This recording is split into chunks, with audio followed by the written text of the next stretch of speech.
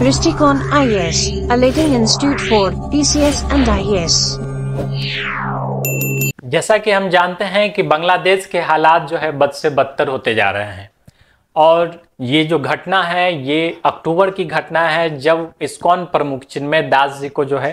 एक झंडे दिखाने, अपना जो झंडा था वहाँ का सनातन धर्म का, उसको बांग्लादेश के झंडे से ऊपर दिखाया गया और जिस कारण से ये केस चला और उनको अरेस्ट कर लिया गया। लेकिन अब बात निकल के सामने आ रही है कि क्या बांग्लादेश इश्यू जो है वो भारत के लिए एक ट्रैप है अमेरिका का।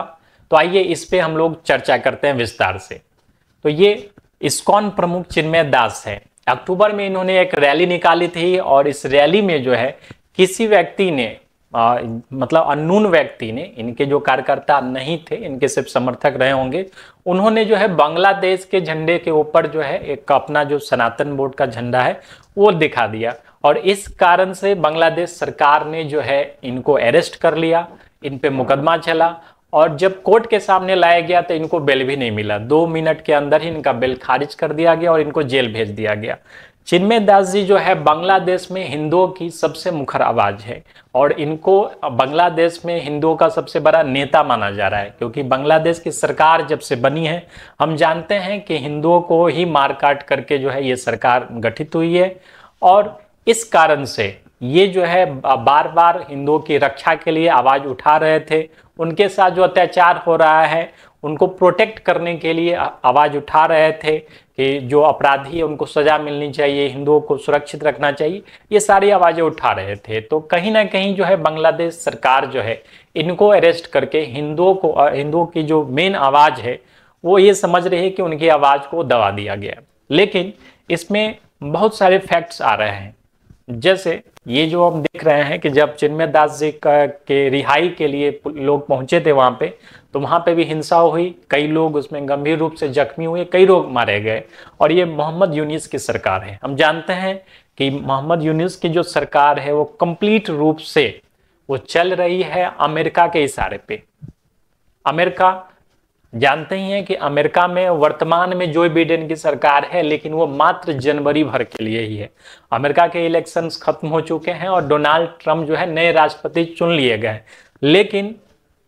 इनका अभी ताजपोशी में यानी कि इनका जो ऑफिशियल प्रवेश है उसमें अभी वक्त है, ये जनवरी में जो है अपनी गद्दी संभालेंगे। तो इस बीच इन पे भी काफी प्रेशर है। इनके जो समर्थक है वो इकोसिस्टम वाले लोग हैं, वो चाहते हैं कहीं ना कहीं से जो है इस रीजन को, एशियाटिक रीजन को जो है युद्ध में ढकेला जाए ताकि उनका जो है अच्छा खासा मुनाफा हो सके। और इस कारण से कंप्लीट रूप से सभी जानते हैं कि मोहम्मद यूनिस की सरकार जो है अमेरिका के इशारे पर ही काम करती है और उन्हीं के इशारे पर जो है हिंदू के जो मेन समर्थक है, मेन आवाज है चिन्मय दास जी, उनको अरेस्ट करने का काम किया गया है। अब इसमें क्या है,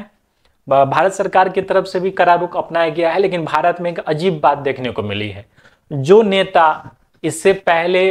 कभी भी हिंदू पे अत्याचार हुए या बांग्लादेश में इतना मारकाट हुआ, जो नेता कभी कुछ नहीं बोल रहा था, इस बार वो भी जो है ब्लेम कर रहा है कि मोदी गवर्नमेंट क्या कर रही है, मोदी जी क्या कर रहे हैं। तो इस पे ही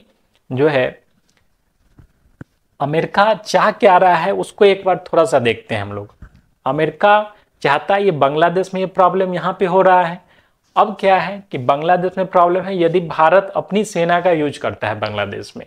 ठीक है, तो पाकिस्तान निश्चित रूप से इसको बचाने के लिए आएगा, बांग्लादेश के सपोर्ट में आएगा, भले ही सेना को लेकर के या दूसरे मीडियम से इसको सपोर्ट में आएगा। और जैसे ही भारत पाकिस्तान के साइड उलझेगा तो यहाँ पे चाइना भी आएगा, पाकिस्तान को बचाने के लिए चाइना आएगा और ये युद्ध जो है